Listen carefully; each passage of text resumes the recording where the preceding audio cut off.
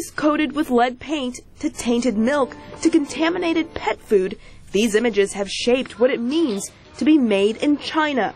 Cheap, made very inexpensively, and I guess there's some quality issues that linger in the back of your mind. With a 30-second TV commercial, China is trying to change years of bad press.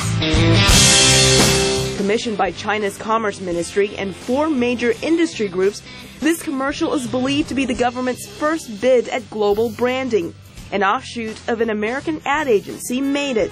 The TV spot highlights Chinese products made with worldwide partners. I think it's reasonably sophisticated for Western audiences. I think it has a modern feel.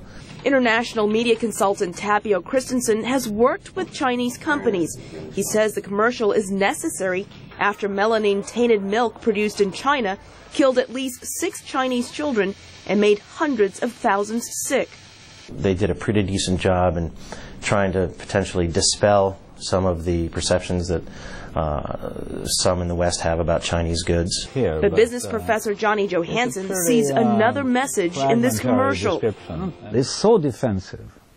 Defensive. It meaning you don't blame us. We're working with these big boys. Made in China. Made with the world. Made with other people means that if you blame us, you also blame the other people. In recent years, Chinese companies have bought major brands from American firms, including IBM's PC division. In June, General Motors announced it was selling the Hummer to a Chinese company. Johansson believes Chinese companies are trying to take on too much before they are ready to produce high-quality products.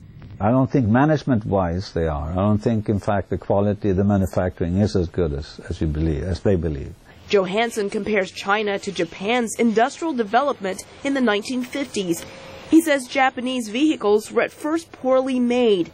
China is trying to leapfrog the development. Japan was patient. Japan took time.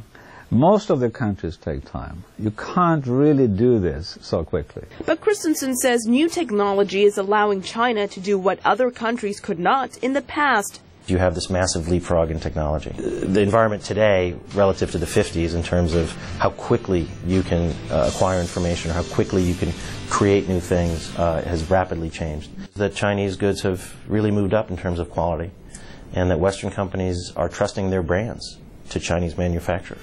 Christensen says next, China needs to transform itself from a place where products are made to a birthplace of innovation. Elizabeth Lee, VOA News.